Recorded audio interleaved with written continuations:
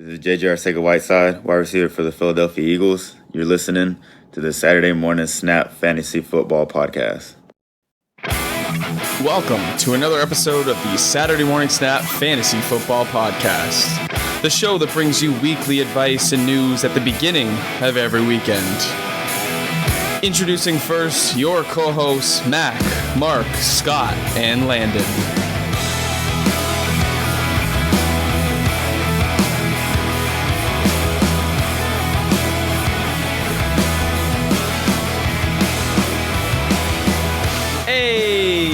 Are back with another Saturday Morning Snap Fantasy Football Podcast. This is episode 64, and we're previewing the NFC East today.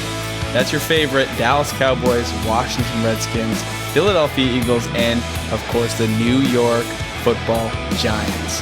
Got the whole crew with us. Mark, Scott, Landon. Boys, how your week been? What's been going on? Mac, don't lie. This is literally your least favorite division. It is. There's nothing.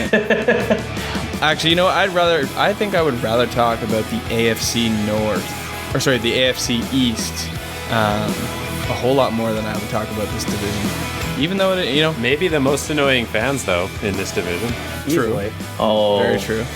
That's fired. A good call. I like I like this division. I like the Eagles. I liked the Giants last year. This year, I don't know about that. I know Marky is kind of a closet Redskins fans. Marky, how you doing today? I'm pretty great, man. I am just enjoying yet another day off of work. I have very little things going on right now, but I did get a massage earlier today, so I'm feeling loose. I'm feeling limber. I'm ready to talk. I'm ready to go. It's a Scotty, what's good, homie? I did not have another day off work. I was, enjoying work with no massage. So now I'm bitter at Mark, but I'm psyched. I like the NFC East. There's a lot of classic matchups that bring some great fantasy results in this division. So I'm ready to give the Cowboys, Eagles, Giants, and Skins some love. Well, at time of recording here, it is late on a Wednesday evening, July 31st. We are recording this. We're going to talk about some news here in a little bit, but just to, fair warning, we are recording a little bit ahead of time. A couple of us are going to be off. Mark is leaving very soon for Europe. I am leaving tomorrow for the East Coast, and so we're recording late tonight, and I've just kind of come off a birthday celebration at the Keg. Very, very full. For those American listeners or international listeners that don't know what the Keg is, it's a Canadian steakhouse. Landon used to be a server there. And it got me thinking, the Keg is a very interesting restaurant. It's like a lot better than like your Montana's or like your other like Texas Roadhouse steakhouses, but it's not quite like upper echelon. So is it like that sweet spot for like price and quality? I was just thinking about it during dinner, like try to help the listeners understand like what the Keg really is. It's filling. Well, Marky worked there as well. We're Keggers for life. I didn't know that. Yeah, big time. Yeah, the Keg does select really excellent cuts of meat. The stuff you get at your grocery store does come in with excess fat and not as well aged as what you'd get from the Keg. The prime rib is always cooked. What is that, Marky? Slow roasted. It is done in a blend of famous Keg spices. And tonight it's sitting at a perfect medium rare. Here we go. And I personally love a side of frizzled onions with the mashed potatoes. To me, that just makes such a complete meal. Oh, yeah. Bang, let's get it. Can I start you guys off with anything to drink, though? My mom tonight had Chicago medium rare, which I had never heard of before. Charred on the outside. Correct. Yeah. Just to summarize, the NFC East is like the Keg of this league. There's enough to go around to keep you satisfied, but it's not quite premium, right? I'd agree with that. Sure. There we go. So listen, it's a beautiful Great Saturday, analogy. August 3rd. You are listening intently. Thank you so much for for being here with us, wherever you are, however you may be listening, whatever platform you're listening to us on, if it's Apple Podcasts, Spotify, iHeartRadio, so on and so forth. We appreciate your ears and your time. So if you want to, get in contact with the show, talk to us. We are on Instagram and Twitter at SMS_fantasy. If you want to get us individually, our handles are in the episode description. Heading into the news really quickly, we have a new partnership that we want to announce to you. Landon's going to talk you through it, so I'm going to flip it over to him. Yeah, hey guys, if you're looking for a new way to keep ahead of your league mates, download the Fanatic app. It has everything you need in one spot. Mack likes the news feed and how it pulls relevant fantasy information, various amount of media sources, including team feeds, beat reporters, and industry analysts. Download the Fantasy app or the Fanatic app today. That is FANATIQ on your app store. Yeah, absolutely. So we just started partnering with them. The Fantasy Whispers and the Draft Room Pod are also affiliates. So you'll see some of our articles, our rankings, and some future content from us and those other two podcasts in sort of coordinates with Fanatics. So, thanks to the guys over there, the team over there. They've been great so far, and we're just looking to be, a part of it moving forward. So go ahead, FANATIQ on the App Store, just like Landon said. Scott, why don't you jump into the news for us with your boy AJ Green? AJ Green, I've been trying to keep tabs on this because he seems like a prime candidate to try to pry away from Landon there. But AJ Green, down for the count, had a procedure. I must admit, I've been reading different things, and I'm actually a little conflicted on what to report here. The last I heard had him out at least the first few weeks, but then I read something else that said there was a chance that he would be back week 1. Might need you gents to fill me in on what you believe is actually going on. Yeah, it's torn ligaments in his ankle. He did have a cleanup procedure, which did actually improve his recovery time. They do say he could be ready for week 1, but we do not know that. It's pretty murky right now. I know I was talking to Mack when he first injured his ankle, and he was kind of on Mackenzie's do not draft list.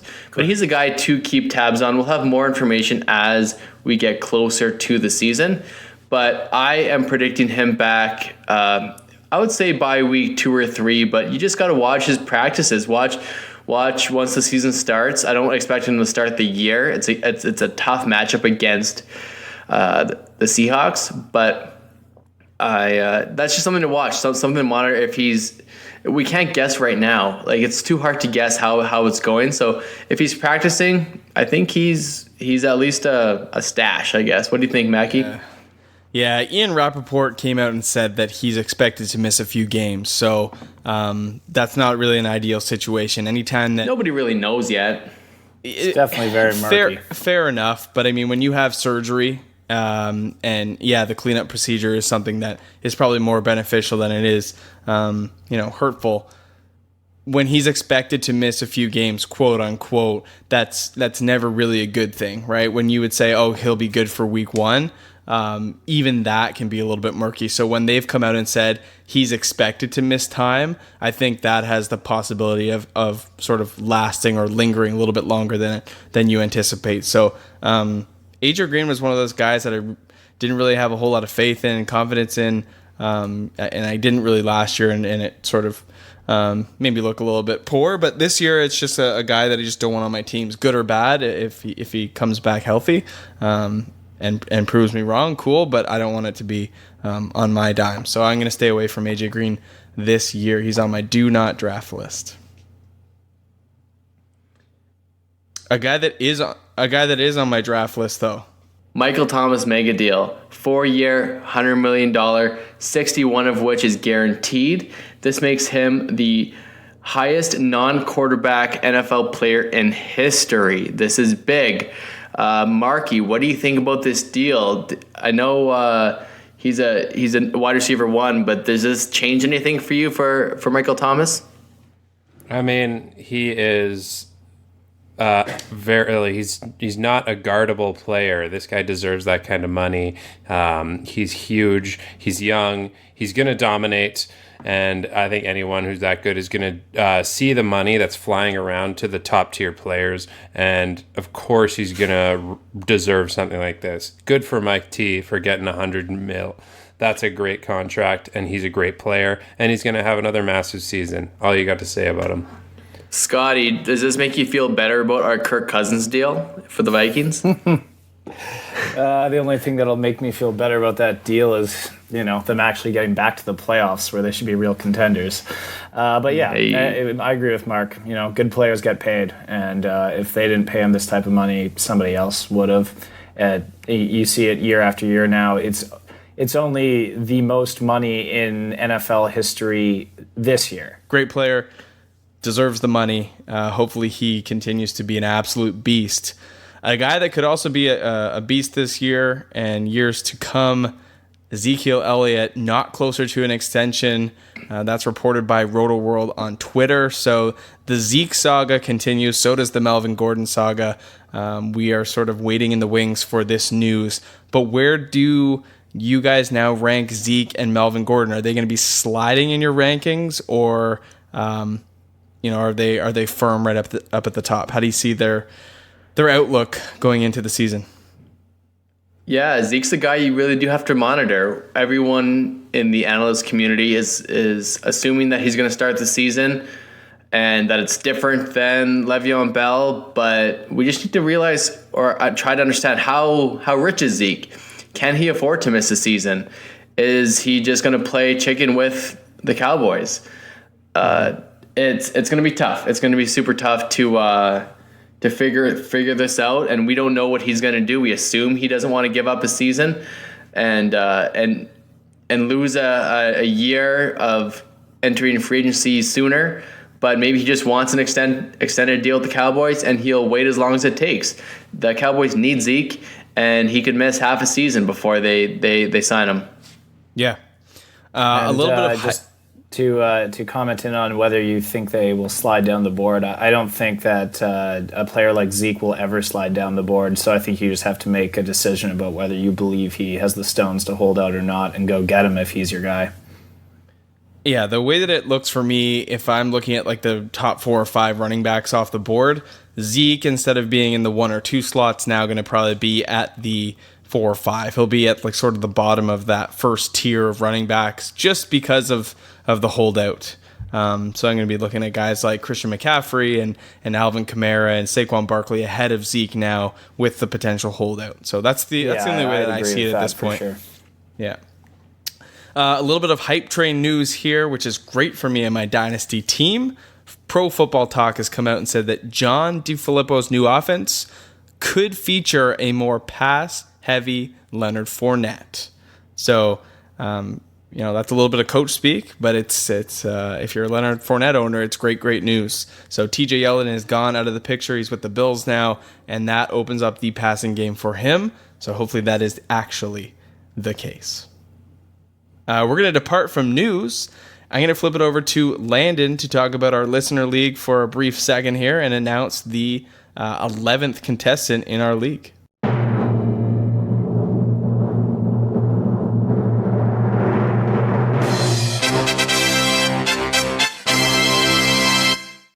Steven Furlano is in our listener league. Congrats, Steve. Yay, go Steve. Yay, Steven. No, Steve, we will not answer all your questions on the podcast. But with that said, you are in our league, and hopefully runner-up, Turk, we appreciate all the feedback. You still have a chance. Hop on to iTunes and leave us a review.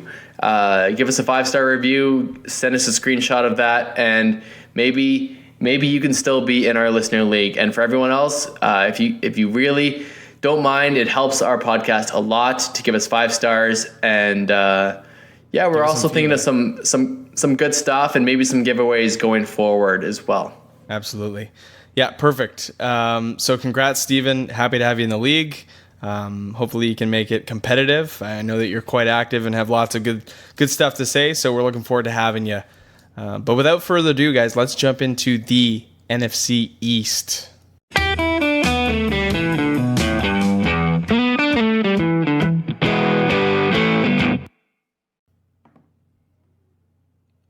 So who's going to kick this thing off? I could kick this off with the boys. Oh no! Your 10-6 Dallas Cowboys from last season. America's sweetheart.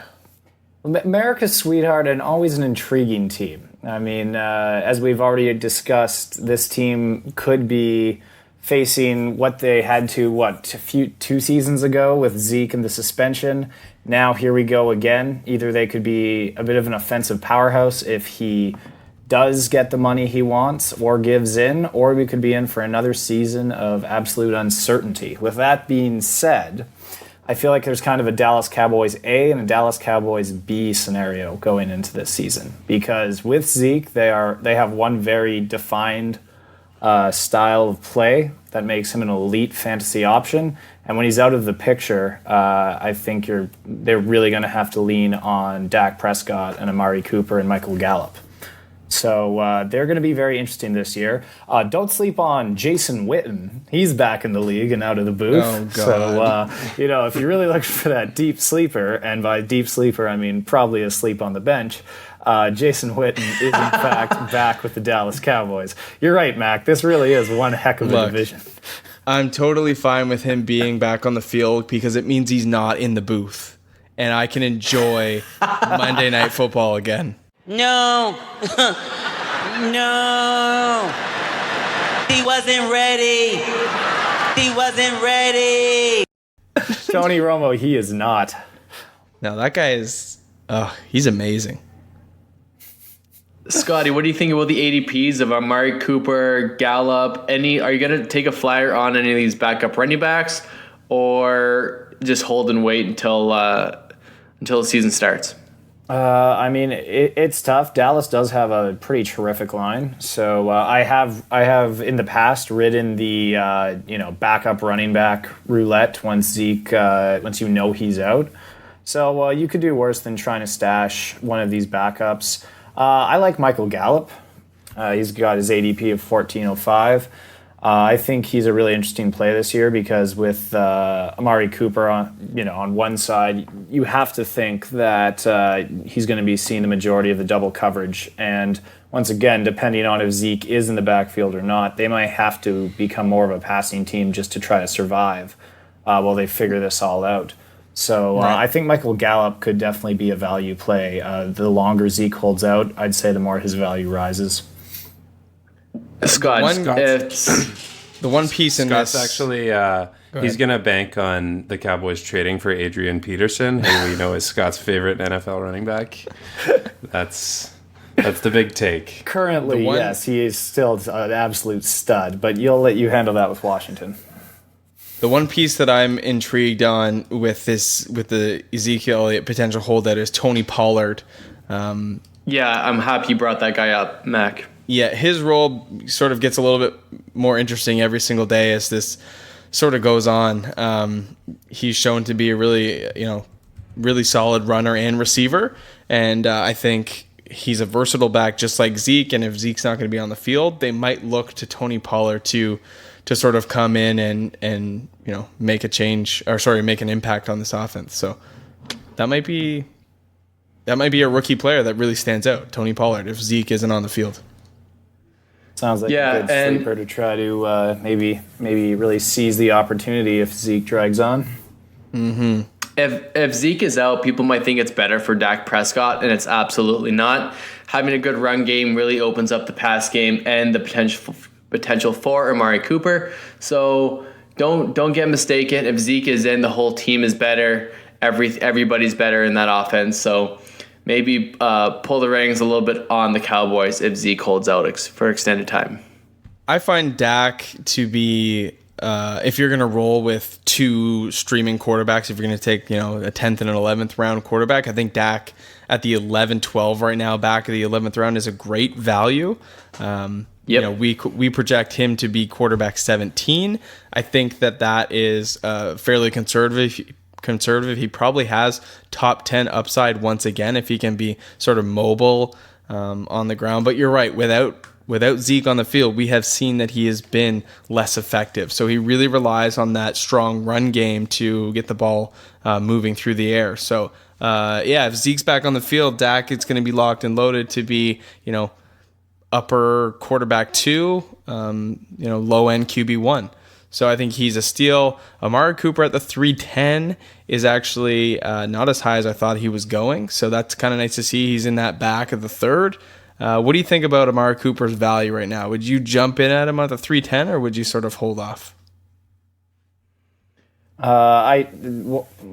Once again, I look at this kind of as Cowboys A and Cowboys B. I think if Zeke's in the backfield, I think 310 is a pretty great landing spot for you to grab him at, because I think if they have to focus on Zeke in the backfield, I think he's going to get open more often than not.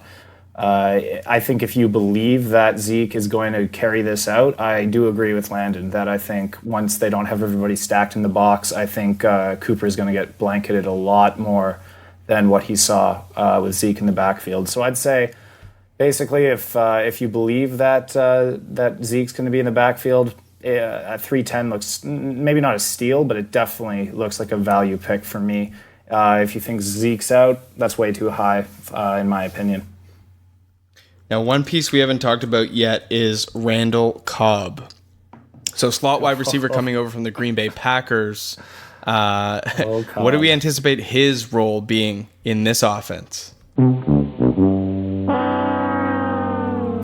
I kind of see him like the Cole Beasley role, but maybe even a bit less, in my opinion. I don't think he'll be fantasy relevant this season. Okay. Yeah, I mean, a huge possession guy for Aaron Rodgers over the last couple of years. Really kind of seen his involvement tail off, and when you put him in an offense that is, less pass heavy, more run heavy, doesn't really speak well to an aging Randall Cobb. So I'm kind of with you. I don't think he'll be as fantasy relevant. No. Let's move on to the Washington Redskins. And who's covering this team? This is Marky? I am. Fantastic. So there's lots to go through with this team. There really is. And, there is quite a lot of talent on this team as well, but there's also an equal amount of question marks, starting at the quarterback position. You've got Case Keenum, who is the guy that's played the most NFL games. You've got Colt McCoy, who's played about half that amount, but knows this offense. And then you've got Dwayne Haskins, who is no doubt going to be a slow mentored process on his way to being an NFL starter. He will be one day, not to start the season. But, Case Keenum. Not a big year last year. But I think this year now he's going to come in and probably have a little more talent. And, in 2017, he did bring the Vikings to the NFC Championship and had a lot better numbers 2 years ago. I think on this team, he could bump up his numbers a little bit again. But again, I think these quarterbacks for the Skins, like Keenum and McCoy, are kind of just streaming options. And you'll have to see what happens with this wide receiver core that's full of question marks and whether they can all stay healthy, because injuries have just been so bad for the Redskins over the past few years. And it's not limited to one position. All of their positions, quarterback, running back, wide receiver, tight end, have all been just hammered by injuries. Offensive line. Yeah, and offensive line too. Actually, I'll take a moment to mention right now, their left tackle, Trent Williams, is holding out right now. He's a Pro Bowler. What's this team supposed to do when I feel like these, they start getting back up on their feet and then, pardon the pun, but they tear an ACL or something? The biggest question mark I have on this team is Jordan Reed, and he's been the opposite of a staple of health. He's been so inconsistent, and the rule kind of with him over the last 5 years, if Jordan Reed was on the field and healthy, you started him. And that's no longer the case. But I think if he can be healthy, I think he still holds that value. And We're projecting him to be the tight end 15 this year. He's going virtually undrafted back at the 13th round. So I think there's a lot of value to be had in Jordan Reed at no price to you. You have to spend little draft capital to get him. You can probably, in most leagues, waiver wire him. I think Jordan Reed, I read, is feeling great right now, and it's kind of one of those let's knock on wood or something and keep this guy just at bay. If you want him on your team, like maybe a late round flyer, I think he may even be available on like waivers after a draft. But he is one of the more talented athletic tight ends in the league when he's healthy, and he kind of needs to be doubled because he will win his routes. Right. So, Marky, my big question for you is about these running backs. Okay. It's kind of a mess. It's we have all the potential in the world in Darius Geis. He claims that he's healthy, but we have some reports that are kind of questioning that. Adrian Peterson seems to be the guy to own. He's going pretty late in drafts, and I don't know what to think with him. I end up with him in a lot of teams because he's technically the starter to start the season.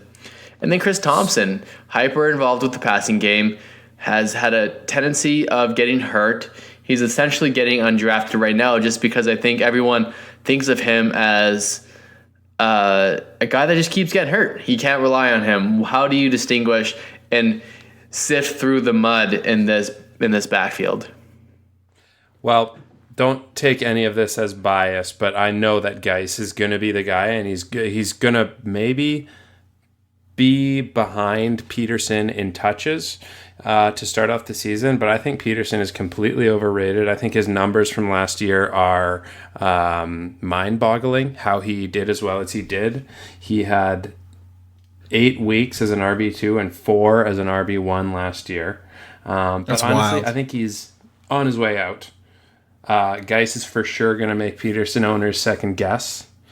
And while even Geis isn't 100%, but I think he's going to still get between, let's say, 10 and 15 touches per game to start the season. And it's just I think it's going to become more and more that role for him. I think he's going to be the starter by a third of the way through the season, let's say. And then Thompson, that guy has the biggest durability issue of anyone on this team. Like he's missed 41 out of 96 games in his career.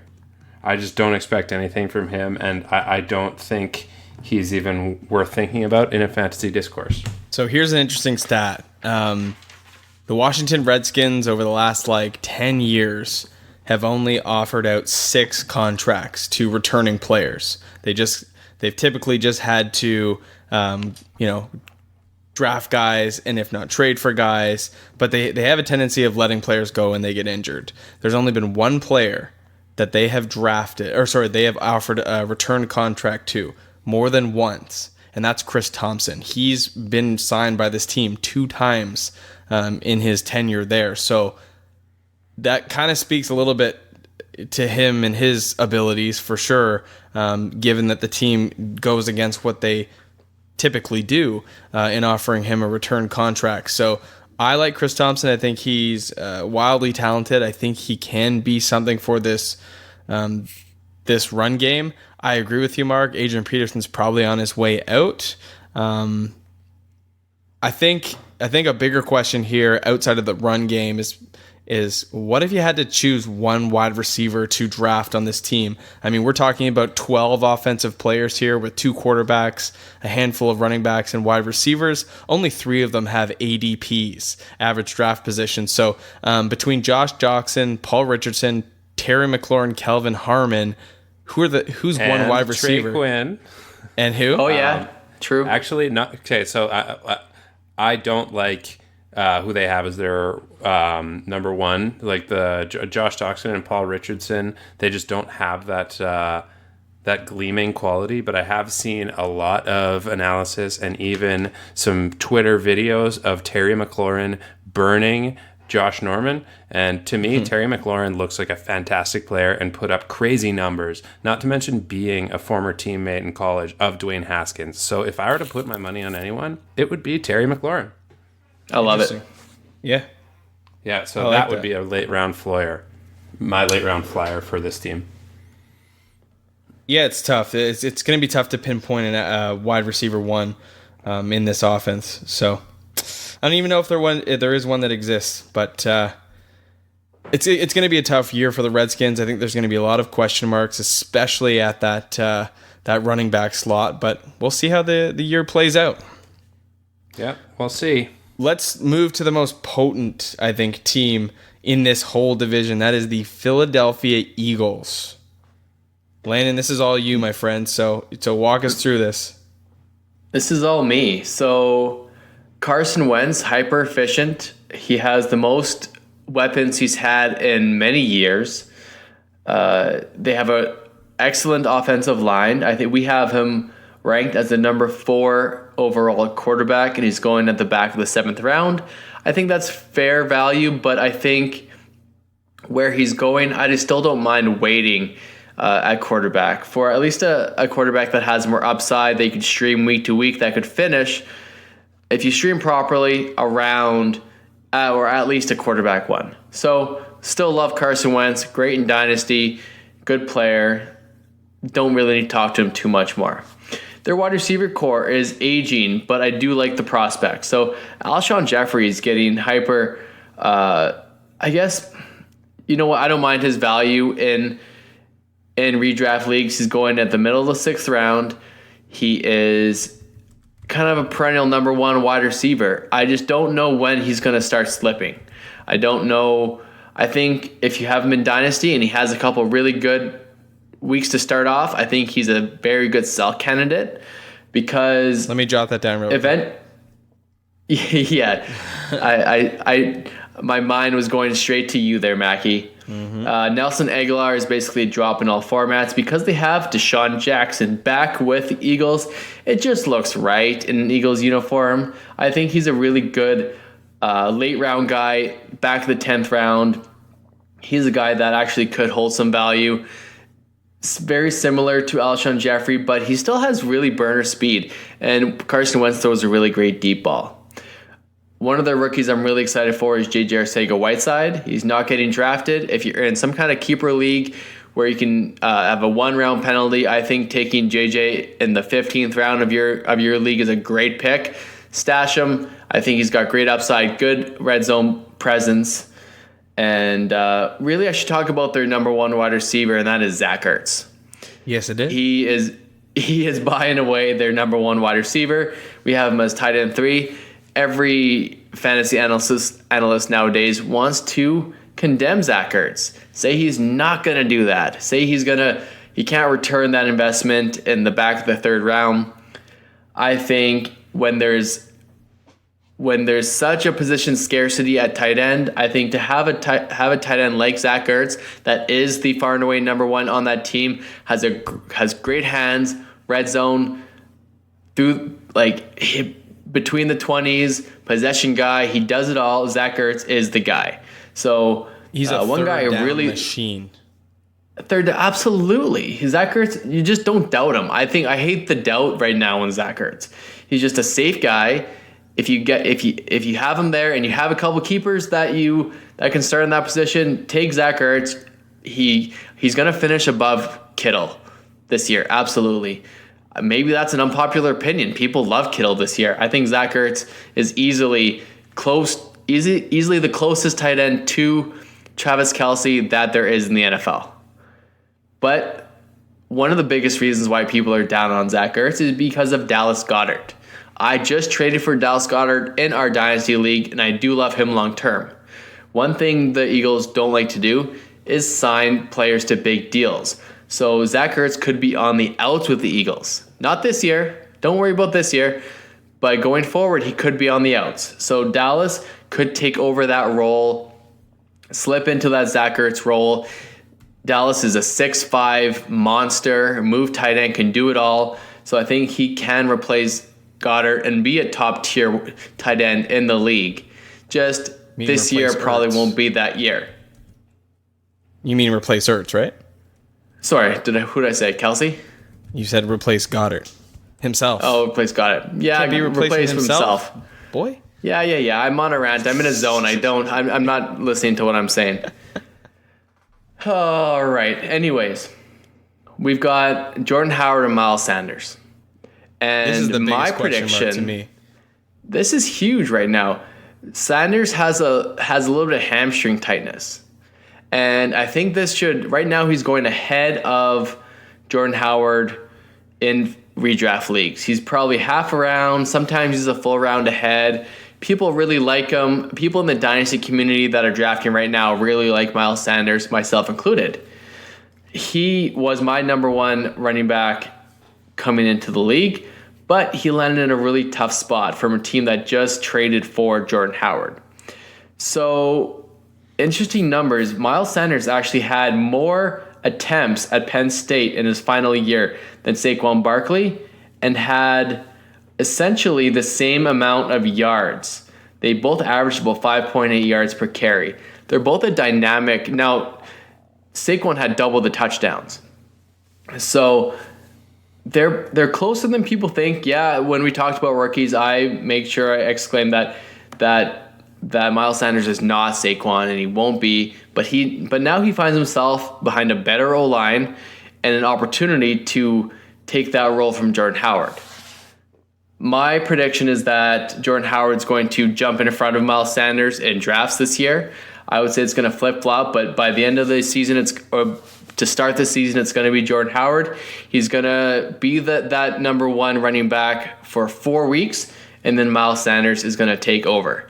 So I like having Sanders late in drafts where he's going at that 7th round spot. Is a little steep. I hope he drops to the 9th, and then I'm all over that. What do you guys think about the Eagles? Did I kind of cover everything? Yeah, Anything I missed on? I was just going to piggyback that last thought between Howard and Sanders. The reason why I also lean the Miles Sanders side is because he's able to catch the football. And Jordan Howard, in his time at Chicago, has shown that he cannot do that. So when you talk about a back that can do it all, you don't have to worry about Miles Sanders on the field. Coming into But Mac, Jordan Howard really wants to catch the ball. I don't care. I really want to hit a snap hook in golf, but I can't do it. Hit that baby fade, man. That's my DNA. I'm not trying to change that, The things I like about Miles Sanders, he's got some low mileage coming into, his time in Philly. He only had 276 career carries in college. He's pretty much a fairly patient back, can do it all, like I said. The only thing that really is the biggest knock on him is he doesn't have that home run speed that Saquon Barkley does. And so, they're both products of the Penn State system. Penn State cranks out great athletes, but Miles Sanders isn't Saquon Barkley. But Miles Sanders is a lot better than Jordan Howard. So that's why I would lean Sanders, and you're not paying a huge difference between the two. You're looking at about a third of a round. So it's not too bad to lean Miles Sanders over Howard. Yeah, he's not as big as Saquon either. Like he's not the big Saquon can do it all. He can do it all. 100%. No, I think it was good, man. I know Mark probably likes his JJ Arcega upside. Hey, I do. Glad I you remember that one. Yeah, I remember. So listen, I'm going to try and make this one quick with the New York Football Giants. I'm going to kick it off with the news here first. The news isn't good if you're a Giants fan. If you're a Giants fan, You already knew when they drafted Daniel Jones that this season was going to be bad. But let me tell you, it's gotten worse. Damn! It's gotten much, much worse. We have a debacle in the wide receiving core right now. So Sterling Shepard and Corey Coleman both dealing with injuries. Corey Coleman has torn his, is it ACL, MCL? I think it's his ACL. So torn his ACL, going to be out for the season. So there's Corey Coleman, gonzo. Sterling Shepard has something to do with his hand. Did he break his thumb? Broken thumb. Okay, so broken thumb, he is out for 4 to 6 weeks, let's call it that. Golden Tate is right now facing a 4-game suspension for I guess he took performance enhancers for fertility reasons, and he did let the league know. he sort of said, oh, maybe I shouldn't have done this. I'm not quite sure. I'm just going to report it. And they've since slapped him with a 4-game suspension. Now, some people think in the fantasy community that the suspension is going to be revoked and he'll be down to like 2 games or even 0 games. But the same thing happened with Ben Watson, and he got handed 4.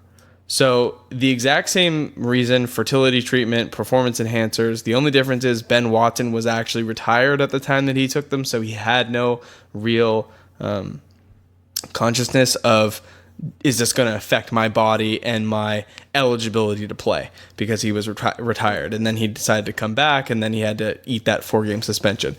So Golden Tate could be facing anywhere from 0 to 4 games. So if Golden Tate's out for 4, Sterling Shepard's out for 4 to 6, and Corey Coleman's gone, who's going to catch the football for the New York Giants? Anybody want to guess? Evan Ingram. Hello, Let's get it. Woo! Evan Ingram. Evan Ingram is going to, if Eli Manning or his little prodigy Daniel Jones can feed the rock to Evan Ingram, man, there's going to be a crazy amount of targets. Hopefully he can haul some in, but I think Evan Ingram, like first 4 weeks of the year, is going to just be dynamite. And if you have the balls to grab Evan Ingram and have a piece of this New York Giants passing attack, man, 4 or 5 weeks into the year, I think you could flip Evan Ingram for a lot. Boy, you see that one-handed grab that Ingram did in training camp? Yeah, just like the one that Mike Gesicki did, right? Not better, because he's good. Yeah. Yeah, so there's going to be, second string players coming in at the wide receiver position. Saquon Barkley is a piece here that I'll speak to for a second. So we currently have him ranked as our running back 1. Our updated projections are going to be coming out soon. And for me personally, Saquon Barkley is going to fall.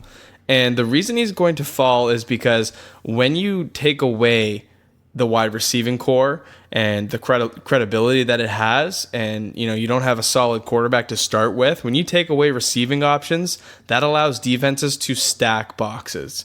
And Saquon Barkley is going to see an increased number of defenders inside the box on a larger number of his carries. So I think that his effectiveness and his efficiency is going to go down. It has to. When you see an 8-man front or more percentage of your carries, I think that you're going to have to see reduced workload. I also think that they're going to rely on him a little bit too much, and that could lead to potential injury. So Saquon Barkley for me is probably going to fall to like running back 3 or 4. I probably will end up leaning Alvin Kamara and Christian McCaffrey over Saquon for sure at this point in time. So that's kind of the only value I really see. I don't want Eli Manning. We have him as our quarterback 28. I don't want any piece of Daniel Jones. Don't believe in that dude. He played college football at Duke. That means basically nothing. I hate to shit on Daniel Jones, but he's the identical clone to Eli. That means greatness. No. Hate to shit on him. Still have done it on 10 episodes since May. I'm still going to keep doing it. Hate to do it, but I'm doing it. Yeah, I don't know. Just for your sake, I hope he blows up. Yeah, I hope so too. The apology I hear for Daniel Jones is going to be epic. This is going to be like Jason Moore from the Fantasy Footballers and Mitchell Trubisky last year. Yeah, exactly. Yeah, I mean, so if we take a quick look at the wide receivers here, like Cody Latimer is probably the guy that's going to be the wide receiver 1 for the first 4 weeks of the year. Cody Latimer, guys. With such a vacancy, do you go out and just take a flyer on Cody Latimer and try to get a starter for, waiver wire price for the first 4 weeks of the year, or do you just leave this thing alone? I'm leaving it alone. It's probably going to get ugly. Yeah. Okay. Well, I think that's where we leave this division. I'm excited for the Eagles, really, and that's about it. I mean, that's where my fantasy investments lie in this division. I don't really have any shares of any other guys, so that's kind of where I'm focused. And hopefully it's a great year for them. If you're a Giants fan, sorry, but it's ugly right now. And I'm not sorry. So we're going to end this episode with a fun little exercise, a little something to make preseason a little bit more exciting as we approach that in the coming weeks. Mark has come up with a fun little draft for us to partake in. So the way this is going to work, it is a 3-round rookie-only draft. We are drafting 1 quarterback, 1 running back, and 1 wide receiver. And whoever can have the best rookie team through the preseason, not through the year, throughout the preseason, will earn what, fellas? Well, we're going to have to put a little bit of a wager on this. A 2020 first from each of us. Imagine. That's steep for the preseason. How about we just make a pot for wagers, and I like that. And there will be several throughout the season, and then we'll each put $5 in on for this one. Okay. Sounds like a plan. Nice. So the draft order right now is Mack, Landon, Mark, Scott, and then we're gonna snake it back. How many rounds? 3. We gotta go. Okay. 1 quarterback, 1 running back, 1 wide receiver. Not in that order. I have the first pick. We're gonna try and make this one quick. So what players are gonna play in the preseason? That's the toughest thing for me right now, trying to decipher. I think Josh Jacobs is probably going to be too good to play a lot of preseason time. I'm probably going to go with Miles Sanders as my first pick. I'm going to try and get a guy that's going to have to prove himself and try to get a job. So Miles Sanders is going to be the guy for me. Okay. All right. Miles Sanders. Interesting. I'm going to go with David Montgomery, number 2. Okay, I'm going to go Darrell Henderson. Nice. See, I stayed away from those guys just because I personally think that they won't get on the field that much. Darrell Henderson actually might. Yeah, he might. Okay, well you've let him fall too far, so I'm taking Jacobs. Josh Jacobs. All right, Scott, there you go. I just All right, don't Scott, think you he'll get play. 2 picks in a row. If he gets injured, they have nobody to go to. Oh, I'm aware. And then, you know what? Screw it. Second pick, snake draft, Max boy.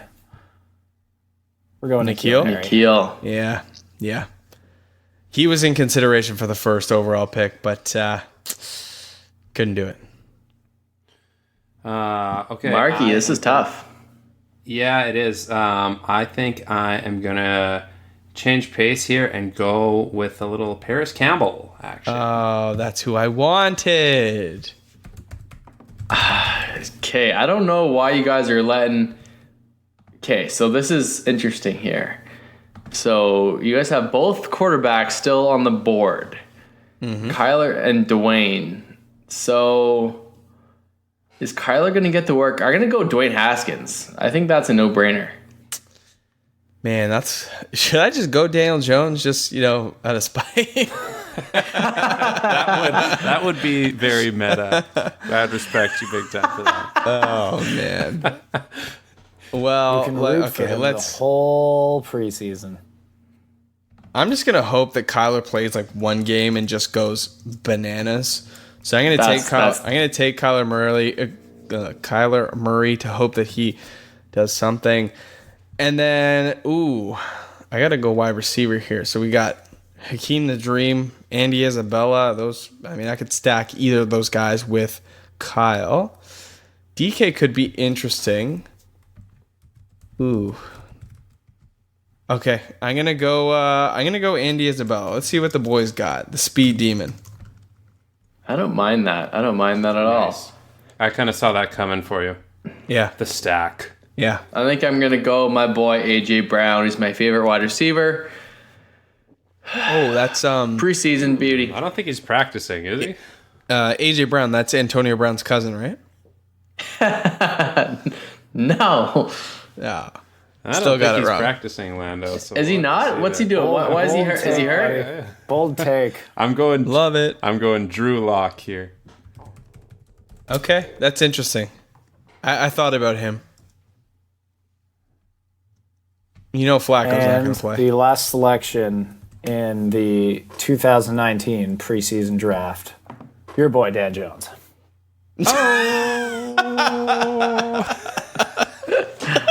What a fitting end to this episode. Your boy didn't do it. All right, so I got Kyler Murray, Andy Isabella, and Miles Sanders. I got David Montgomery, Dwayne Haskins, and AJ Brown. I have got Darrell Henderson, Paris Campbell, and Drew Lock. And I've got Josh Jacobs, N'Keal Harry, and the Rookie of the Year 2019-2020 candidate, quarterback Dan Jones. Possible MVP for 2020. I kind of wish I'd changed one of my picks. Okay. Are we talking Regrets grades? already. Okay, one last tidbit for this little draft. Anyone want to estimate the number of fantasy points that your trio will get? Oh, man. Over 4 under, I weeks? get 53.5 points. Man, All right. like it's 4 weeks, though. I don't know. I'm going to go with like 120. Oh, you're going way over.